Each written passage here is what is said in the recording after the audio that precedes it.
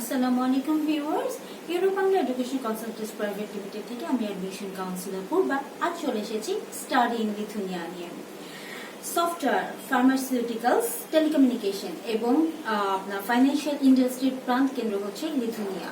Lithuania একটি Shenzhen country, Northern ইউরোপে অবস্থিত। আপনারা অনেকেই দেখা যায় যারা স্টুডেন্ট ভিসার জন্য যেতে যাচ্ছেন, দেশের বাইরে পড়তে যাচ্ছেন, কিন্তু লো টিউশন ফিস বা অ্যাফোর্ডেবল লিভিং কস্ট খুঁজছেন বা এরকম একটা কান্ট্রি খুঁজছেন যেখানে আপনি ইজিলি একটা ইউরোপিয়ান ডিগ্রি নিতে পারবেন এবং পার্মানেন্টলি সেখানে সেটেল হতে পারবেন, তাদের জন্য কিন্তু লিথুনিয়া হতে পারে একটা বেস্ট চয়েস। লিথুনিয়া যেটা আগেই বললাম একটা সেনজেন কান্ট্রি, এটার বর্ডারিং স্টেট হিসেবে থাকছে Sweden, Denmark, Latvia, Belarus, Poland এবং বাল্টিক সি। এর ক্যাপিটাল সিটি হচ্ছে ভিলনিয়াস। কেন লিথুনিয়াতে পড়তে যাবেন? খুব স্বাভাবিক একটা কোশ্চেন আপনাদের মাথায় আসতে পারে। লিথুনিয়াতে যেটা আগেই বলে নিলাম, সবচেয়ে কম টিউশন ফিজে কিন্তু আপনি এখানে পড়াশোনা করতে পারছেন। সেক্ষেত্রে আপনি যদি ব্যাচেলার প্রোগ্রামের জন্য যেতে চান, সেক্ষেত্রে আপনার টিউশন ফিজ মিনিমাম স্টার্টিং যেটা সেটা হচ্ছে আপনার 1300 euro per year. That mean যদি আপনার 1300 ইউরো বাজেট থাকে, তো সেক্ষেত্রে কিন্তু আপনার ইউনিভার্সিটি বা সাবজেক্ট অনুযায়ী হতে পারে যে এটা আপনার জন্য একটা বেটার একটা অপশন। যারা মাস্টার্স এর জন্য যেতে যাচ্ছেন তাদের টিউশন ফিস স্টার্ট হচ্ছে আপনার 2300 ইউরো থেকে। আর যারা further degree that means PhD বা রিসার্চের জন্য যেতে যাচ্ছেন, তাদের টিউশন ফিস স্টার্ট হচ্ছে আপনার 5000 ইউরো পার ইয়ার। কিন্তু এখানে কিন্তু কথা থেকে যাচ্ছে হচ্ছে আপনার স্টেট ফান্ড বা আপনার স্কলারশিপ বা গ্র্যান্টস গুলোর ব্যাপারে। লিথুনিয়ান গভর্নমেন্ট থেকে প্লাস ইউনিভার্সিটি গুলো থেকে কিন্তু ইন্টারন্যাশনাল স্টুডেন্ট বা ইনকামিং যে স্টুডেন্টস আছে তাদের জন্য কিন্তু বিভিন্ন ধরনের গ্র্যান্টস বা স্কলারশিপ আছে। এতে কিন্তু আপনার টিউশন ফি যেটা আছে সেটা কিন্তু আরো কমে আসছে। লিথুনিয়ান লিভিং কস্ট কেমন? লিথুনিয়ান লিভিং কস্ট অনেক কম। এক্ষেত্রে আপনার যদি মান্থলি 400 থেকে 600 ইউরো যদি আপনার বাজেট থাকে, এই বাজেটের মধ্যে কিন্তু ইজিলি আপনি সেখানে সার্ভাইভ করতে পারবেন। আর ইন্টারন্যাশনাল স্টুডেন্টরা কিন্তু যদি পার্ট টাইম জব করার অপরচুনিটি থাকছে, আপনার পড়াশোনা চলাকালীন সময় 20 আওয়ার্স আপনি কাজ করতে পারছেন এবং আপনার স্টাডি ব্রেক থাকছে, আপনি ফুল টাইম জব করার অপরচুনিটি পেয়ে যাচ্ছেন। তো সেক্ষেত্রে আপনার লিভিং কস্ট এবং টিউশন ফিস যেটা থাকবে সেটা কিন্তু আপনি জব করে অনেকাংশে কিন্তু এটাতে আপনি বেয়ার করতে পারবেন বা অ্যাফোর্ড করতে পারবেন। আর সেক্ষেত্রে যদি আপনার স্কলারশিপ হয়ে যায়, তাহলে এটাতে হয়তো আরো কিছুটা টাকা বা এখানে আপনার ইউরো হয়তো এখানে আপনার সেভ হয়ে যাবে। আপনি কেন লিথুনিয়াতে পড়তে যাবেন এর আরেকটা কারণ কিন্তু হতে পারে স্টে ব্যাক। আপনার পড়াশোনা কমপ্লিট হওয়ার পরে আপনি কিন্তু 15 মাস পর্যন্ত এখানে স্টে ব্যাক পাচ্ছেন। বাই দিস টাইম আপনি আপনার টেম্পোরারি রেসিডেন্স যেটা থাকে সেটাকে আপনি রিনিউ করে নিতে হচ্ছে। এরপর আপনি 15 মাস পর্যন্ত স্টে ব্যাক পাচ্ছেন আপনার জব খুঁজে নেওয়ার জন্য। এবং যদি আপনার জব এখানে অ্যাভেলেবেল হয়ে যায়, আপনার ফুল টাইম বা পার্মানেন্ট যে জব আছে সেটা যদি অ্যারেঞ্জ করতে পারেন, তাহলে কিন্তু সেক্ষেত্রে আপনি 2 বছর থেকে 5 বছর পর্যন্ত আপনি ওয়ার্ক পারমিট পেয়ে যাচ্ছেন। এবং এই ওয়ার্ক পারমিট চলাকালীন সময় আপনি কিন্তু পিআর এর জন্য অ্যাপ্লাই করতে পারছেন। আপনি এই যে ওয়ার্ক পারমিট চলাকালীন সময় আপনি কিন্তু ব্লু কার্ডের জন্য অ্যাপ্লাই করতে পারছেন। যদি ব্লু কার্ড আপনার অ্যাপ্রুভ হয়ে যায়, তাহলে কিন্তু আপনি সেনজেন যে বাকি কান্ট্রিগুলো আছে, 26টা কান্ট্রি আছে, সেই কান্ট্রিগুলোতেও কিন্তু আপনি সেই দেশের গভর্নমেন্টের পারমিশন ছাড়াই বা ওয়ার্ক পারমিট ছাড়াই কিন্তু আপনি কাজ করার সুযোগ পেয়ে যাচ্ছেন। সো যারা আপনার ওয়ার্ক পারমিটের জন্য বা সেটেল হওয়ার জন্য চিন্তা করছেন, কিন্তু আপনারা আসলে ওয়ার্ক পারমিট আপনারা জানেন সবাই যে ওয়ার্ক পারমিট নিয়ে যাওয়াটা অনেকটা টাফ, কিন্তু যদি আপনি স্টুডেন্ট ভিসায় যান এবং আপনি পড়াশোনা কমপ্লিট করেন, আলটিমেটলি কিন্তু আপনি ওয়ার্ক পারমিট এবং পিআর পেয়েই যাচ্ছেন। সো যদি এরকম হয় যে আপনারা কম টিউশন ফিজে একটা কান্ট্রি খুঁজছে বা রিজনেবল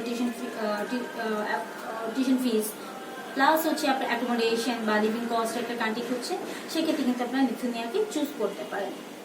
লিথুনিয়ার ক্ষেত্রে আরেকটা আসলে বিষয় না বলেই না, যেক্ষেত্রে লিথুনিয়ার হচ্ছে যেহেতু আপনার নেটিভ ল্যাঙ্গুয়েজ হচ্ছে আপনার লিথুনিয়ান, কিন্তু আপনাদেরকে কিন্তু এখানে 100টির উপরে সাবজেক্টস আছে যেগুলো হচ্ছে আপনাকে ফুললি ইংলিশে আপনারা অফার করছে, যে সাবজেক্টগুলো আপনারা পুরোপুরি ইংলিশে স্টাডি করতে পারবেন।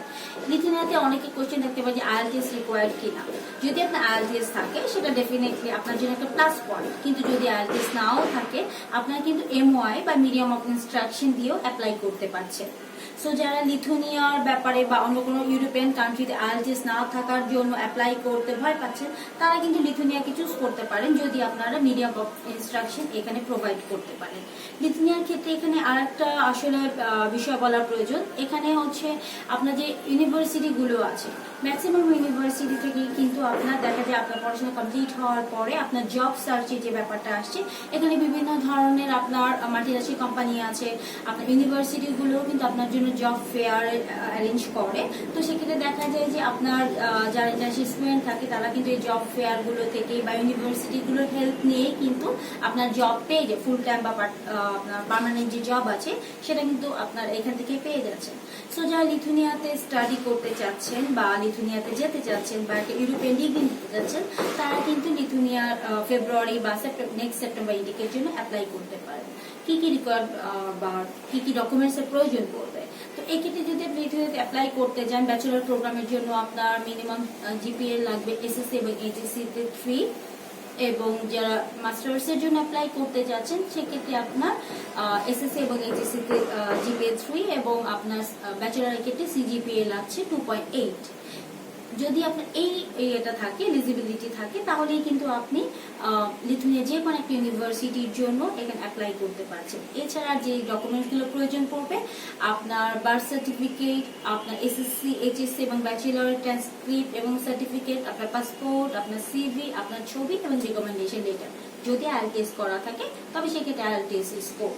এই ডকুমেন্টসগুলো যদি আপনার কাছে অ্যাভেলেবেল থাকে তাহলেই কিন্তু আপনার আপকামিং যে ইনটেক আছে সেই ইনটেকের জন্য অ্যাপ্লাই করতে পারেন।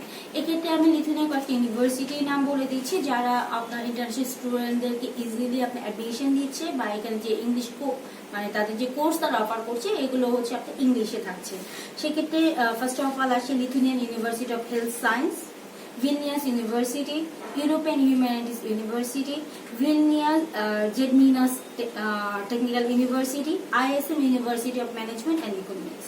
এই ইউনিভার্সিটিগুলোতে কিন্তু বেশিরভাগ দেখা যায় বাংলাদেশি বা ইন্ডিয়ান স্টুডেন্টরা অ্যাপ্লাই করে, কারণ হচ্ছে তারা আপনাকে ফুললি ইংলিশ কোর্স অফার করছে, পাশাপাশি আপনি স্কলারশিপ এবং গ্র্যান্টসও অপরচুনিটি পেয়ে যাচ্ছে। সো যাদের টার্গেট আছে আপনারা ইউরোপিয়ান একটা ডিগ্রি নিতে চাচ্ছেন এবং সেটেল হতে চাচ্ছেন ইউরোপের কোনো কান্ট্রিতে, তারা কিন্তু লিথুনিয়াকে চুজ করতে পারেন। তো এক্ষেত্রে আমি চেষ্টা করেছি যে ইনফরমেশনগুলো ছিল সেগুলো আপনাদেরকে দেওয়ার জন্য।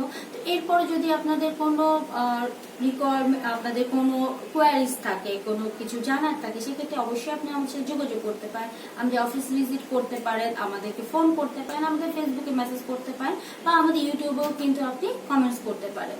তো সেক্ষেত্রে আমাদের অফিসের অ্যাড্রেস, আমাদের ফেসবুকের লিংক এবং কন্ট্যাক্ট নাম্বার আমাদের ডিসক্রিপশন বক্সে দেওয়া থাকবে। আর যারা এখনো আমাদের ইউটিউব চ্যানেলটি সাবস্ক্রাইব করেনি তারা সাবস্ক্রাইব করে নিন এবং আমাদের সাথেই থাকুন। আমরা চেষ্টা করবো আপনাদেরকে সর্বাত্মক সহযোগিতা করার জন্য। সবাই ভালো থাকবেন, সুস্থ থাকবেন, ধন্যবাদ।